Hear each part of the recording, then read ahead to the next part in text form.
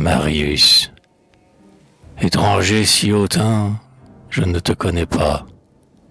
Que m'importe le bruit de ton ombre et l'éclat de l'aigle impérial occupant la montagne.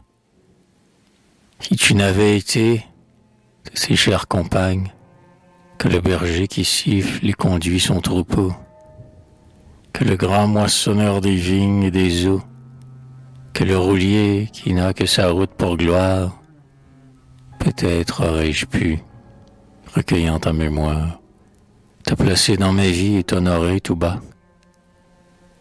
Mais que tes étendards, tes armes, tes combats, laissent de traces vaines et de claires fumées sur mon cœur où Virgile a fixé sa pensée.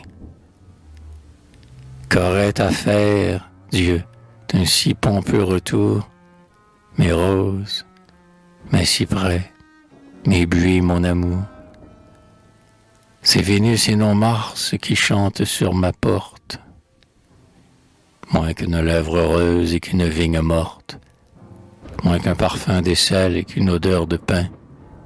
Ta victoire m'est chère, ô splendide Romain, dénouant son armure aux plaines de Pourrières, où tu mis ton ardeur règne la joie des airs, où tu mis des tombeaux mûrir le champ de blé.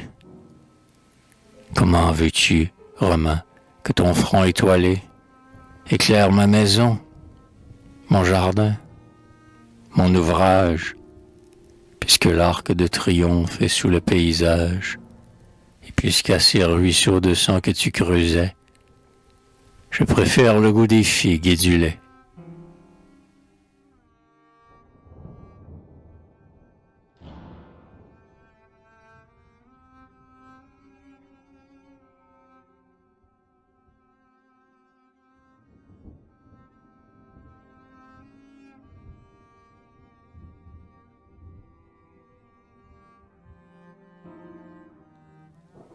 Suivi des écuyers et de ses amoureux, oubliant pour son cœur d'impossibles promesses, béni par Monseigneur de Cissé, son Altesse, parti en palanquin après la fête de Dieu. La cour n'obsédait plus la joie de sa tendresse. Son frère était absent et le ciel était bleu. Les routes flamboyaient à l'éveil de ses yeux, et la campagne ouvrait ses parcs à sa jeunesse. Déjà l'odeur des buis mêlée à son amour lui donnait le désir de se donner au jour. L'été capricieux déployait ses arcades. La pièce d'eau luisait comme un lit de satin. Et Pauline Borghese, amante de Forbin, distraite et le corps nu, jouait à la naïade.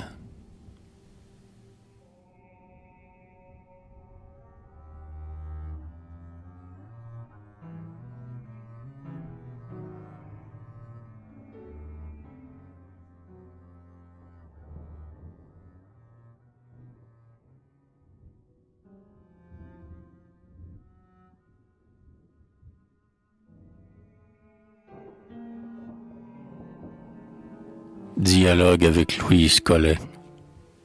Quand vous êtes chargé de grâce romantique, que vous avez souffert, que vous avez aimé, reposez-vous. C'est la province bucolique dans laquelle vous êtes né. Reposez-vous. J'habite ce pays depuis quelques années. Partagez avec moi ce raisin parfumé, cet ombrage, ce ciel, ces fleurs et ce vin doux. D'où venez-vous? Ce sont les cloches d'une église qui sonnent. Je viens de Venise. Prions pour Musset. Voulez-vous? Ah, que l'on me fait de reproches sur ce roman. Pourquoi ces cloches sonnent-elles tout le temps? Sans doute pour des morts qui vont en paradis. Mais quelle idée d'avoir écrit ce livre. De la jalousie. Je vous jure, j'étais l'ami de Musset. Le monde est méchant. Reposez-vous. Encore du raisin? Du vin doux? Nous sommes dans votre province et pas grand-chose n'a changé. Ce bruit, c'est la chaîne du puits qui grince. Ce bruit, le vent qui fait bouger un laurier rose. De quoi tremblez-vous?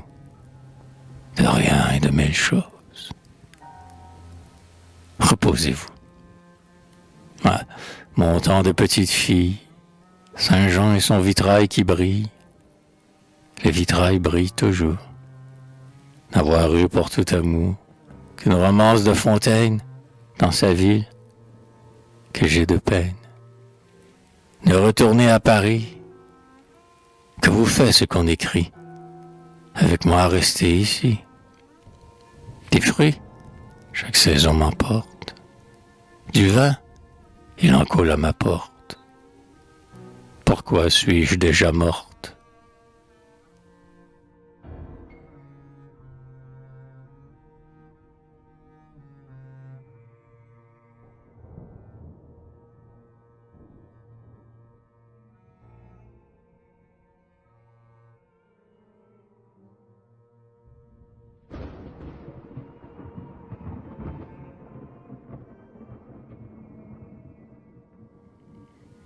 Oh, portrait de Granet dans ce musée tranquille. Comme vous êtes beau. Si la mort me permet de choisir un asile, si l'éclat d'un pinceau me doit perpétuer, je voudrais cette place, dans l'ombre, auprès de vous. Mon cœur saura tenir dans ce petit espace. Je n'aurai de jaloux que ceux dont les amours cherchèrent le silence. Dans mon cadre doré, mon visage sera celui de la Provence. Sur mon front, je mettrai l'éclat rouge des fruits que septembre m'apporte. Mes yeux se lèveront vers un clair paysage empli de feuilles mortes. Des pins m'entoureront. Je tiendrai dans mes mains, doucement alanguis, le livre de Ronsard, qui contient les amours d'Hélène et de Marie, que je relis si tard. Mais quel ami, Granet, si cher et si fidèle, peut m'immortaliser? Serais-je, comme vous, d'un nègre le modèle? Pourrais-je reposer dans mon âme d'enfant et ma jeunesse d'homme sur un ciel provençal que je vais aussi bleu que votre ciel de Rome?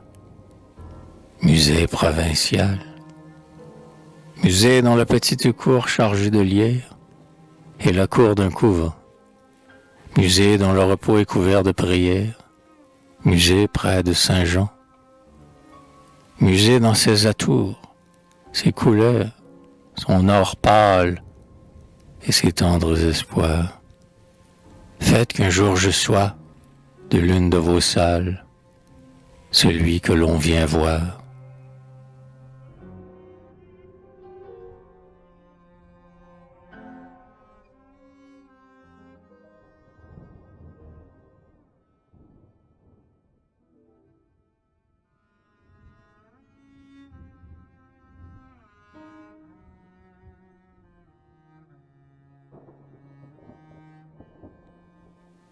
Le bibliothécaire, son chapeau basque et son habit d'épais velours, le part sans orgueil, mais avec complaisance, d'un air de vagabond reçu chez un Bragance. Il se moque du ciel et ne vient sur le cours que pour dépoussiérer un peu son insistance, classer amoureusement et jour par jour les livres favoris d'un marquis de Provence. Il sait le vieux François, car il lui fait la cour. Le vain souci du ton ne le prend ni l'accable. Il s'assied au café, songeant aux incunables. Dans leur royaume altier où son esprit est roi, son rêve en manuscrit l'entoure de fumée. Des minutes s'en vont où, distrait, je le vois, mettre en sa poche ouverte une pipe allumée.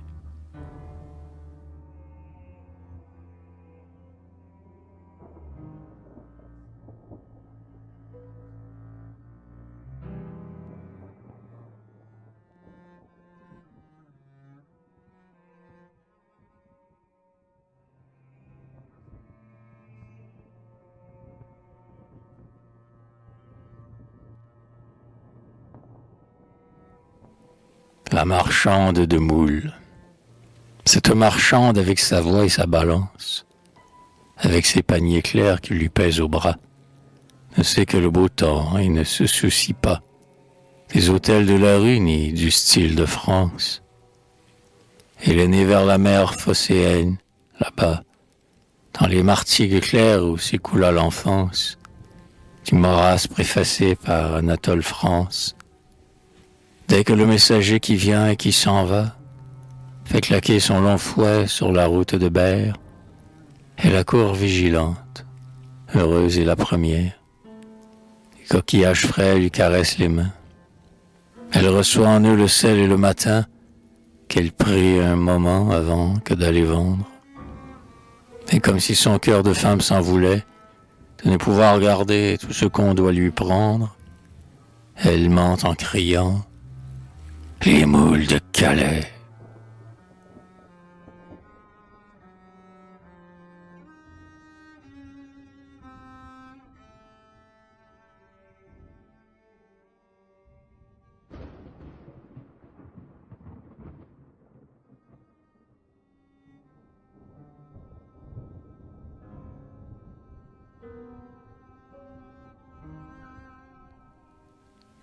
Le gentilhomme, il semble, grave et beau, sourire à cette époque, dont on garde au musée les solennels portraits.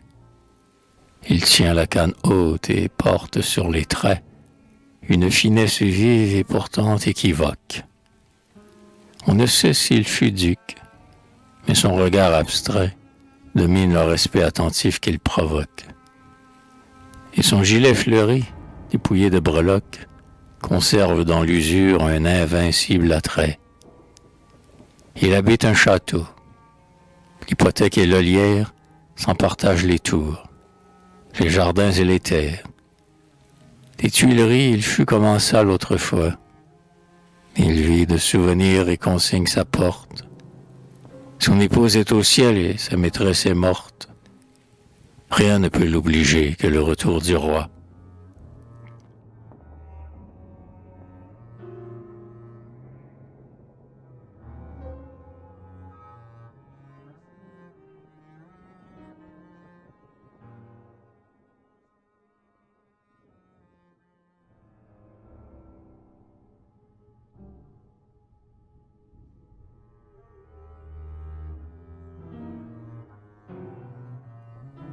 Une mendiante.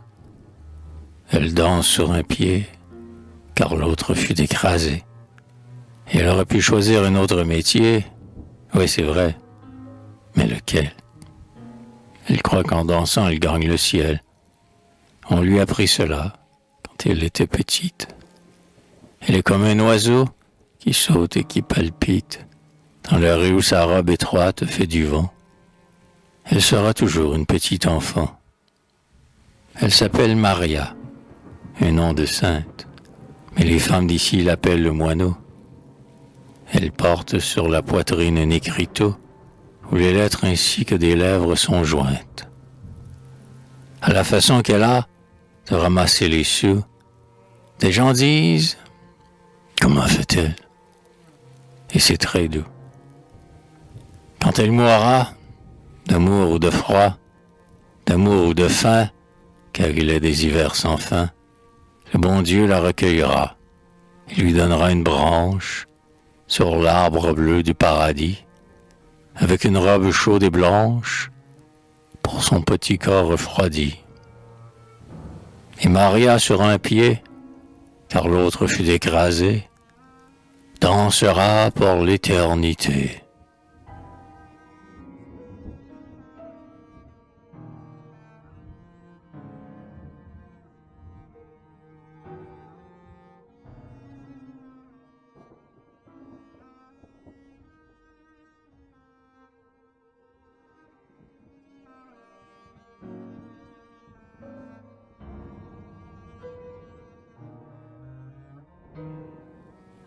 Mon mari est messager. Moi, je garde la maison. De le voir tant voyager, ne te vient-il nul soupçon? Qu'il voyage nuit et jour, je suis seul et j'ai la paix. Si la rose de l'amour, dans tes beaux yeux fleurissait, bah, les roses meurent bien quand on ne les cueille pas. Pourquoi gaspiller le bien que le bon Dieu te donna?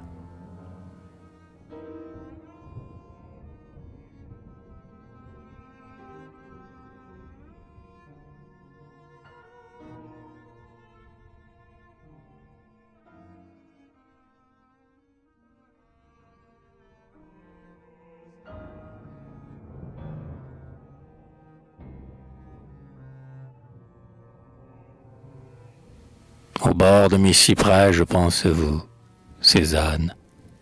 Si, pour moi, pardonnez à ceux qui vous condamnent, la gloire vint très tard gravir votre tombeau. Voyez comme l'attente a rendu forts et beaux le laurier qui vous couvre et l'ombre qui vous fête. Je ne sais rien de vous que la piété muette, que le travail, que le silence et la maison. Je n'ajouterai pas la rose à votre front, car ma main ne saurait s'exaucer jusqu'aux chaînes. Pourtant, si c'est aimer que d'ouvrir ses mains pleines, je vous offre, ce soir, la paix de ce jardin, triste et désenchanté que décore des pins. Peut-être l'avez-vous connu dans vos années. Peut-être vos grands-parts, au flanc d'une journée, ont-ils passé ma porte et traîné doucement entre la vigne morte et les buis. Du mur blanc, avez-vous vu le clocher de Saint-Jean-de-Malte? La route, le morceau de la ville et la halte, immense et bleue du mont Victoire, à l'horizon. Avez-vous regardé, par la même saison, que celle d'aujourd'hui, cette lumière rousse, pareille à des cheveux légers que le vent pousse devant lui? À des cheveux que les cyprès écartent quand ils sont trop rouges et trop près. Si vous êtes venu, vous savez mon offrande. Mais si vous ignorez mon enclos, sa guirlande de lierre, son bassin, ses arbres, ses deux puits, sachez que je vous donne, en eux, comme le fruit, le plus pur des étés que j'ai passé sur terre, aux Cézanne d'Aix-en-Provence, solitaire.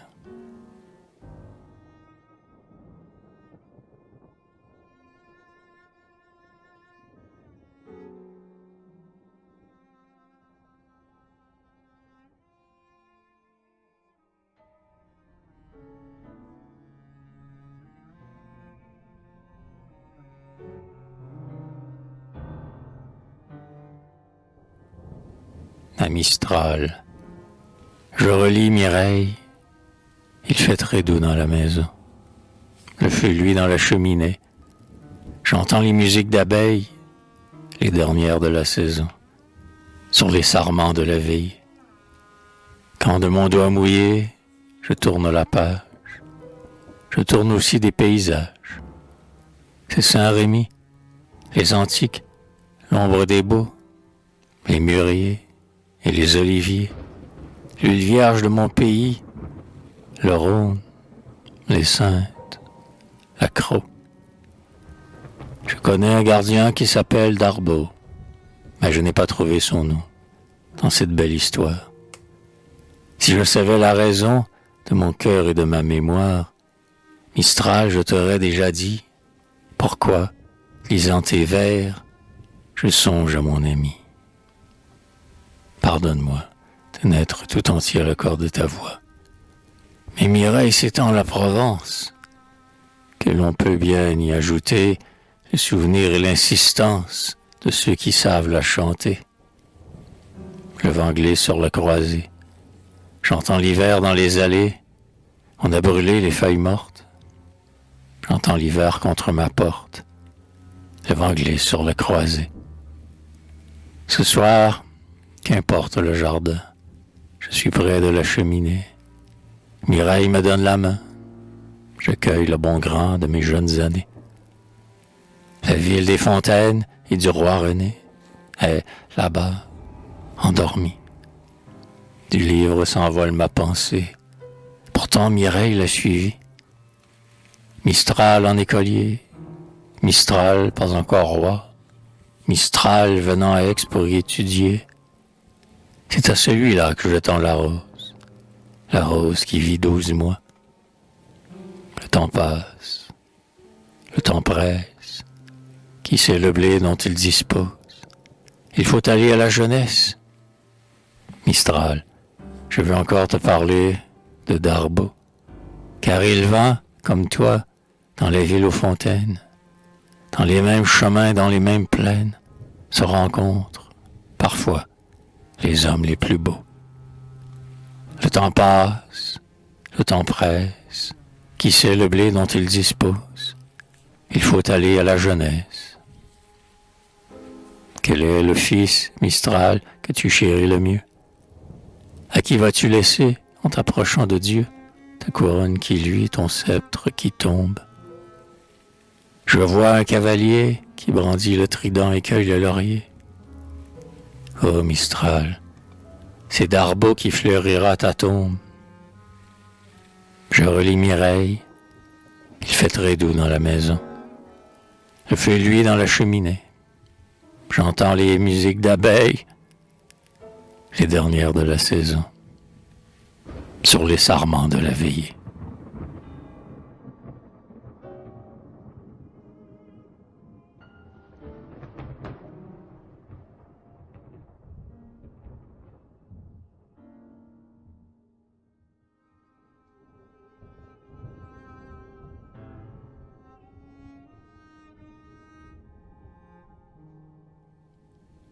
Je clôt mes yeux, ma pipe est morte. Bonne nuit. Je rentre dans mon cœur comme dans un village. Le chat ronronne auprès du feu. Tranquille bruit. Et voici les jets d'eau, l'étrange paysage qui frappe. Entrez. Une révérence. Le temps, couvert de pluie, de songes et d'histoires lointaines. Ah, c'est vous. Et je rêve et suis ce bel enfant qui regarde, sans les toucher, des porcelaines. Du lierre et des allées, nuages, un jardin dans lequel un roi file ses aventures, la belle du canet a des roses en main, et des amours et des œillets à la ceinture. Une cloche, c'est Marie-Blanche des Grignons, qui prie dans le couvent désert des Ursulines. Dies irae. Ah, le mélange si troublant, des cornettes et des robes de mousseline, qui joue la comédie au temple de Watteau. Cet escalier secret, tout se tait, tout soupire. Une femme, en tremblant, lit Jean-Jacques Rousseau. Dans un boudoir chrétienne, daguerre conspire. Des miroirs, des transports, que j'ai vus de portraits et d'abat-jour de soie sur la lampe ravie. Qui vit sur ce balcon? Qui dort sous ce cyprès? Quel est ce clavecin et quel est cet ami? Musicale langueur du soir provincial, chargé d'étoiles et d'embruns comme un navire. Je suis ce bel enfant qui regarde le bal, des reines de biscuits et des poupées de cire.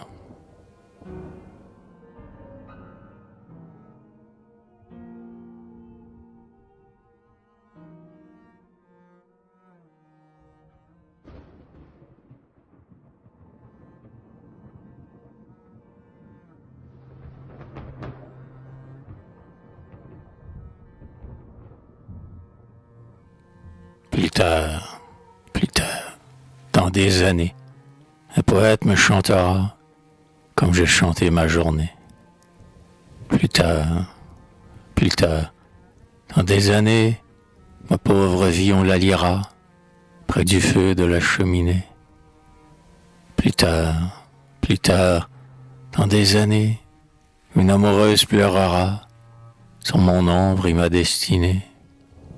Plus tard, dans des années, le vent du ciel emportera la rose qu'on m'aura portée. Je veux que l'on dresse ma tombe près d'une source et d'un cyprès. Je veux que le jour qui succombe me donne un rayon de regret. Je veux que la route qui passe me berce du chant d'un troupeau. Je veux que l'oiseau de l'espace dresse son nid sur mon repos. Je veux que Dieu qui me pardonne laisse 2 anges me veiller et que Vénus fasse l'automne sur ma pierre se dépouiller. Plus tard, dans des années, vous serez morte dans mes bras, tremblante, divine et damnée. Plus tard, dans des années, votre souvenir passera et vous serez abandonnée. Plus tard, dans des années, une bacchante dansera sur votre tombe ravinée. Plus tard, dans des années, une corneille volera autour d'une ombre désolée.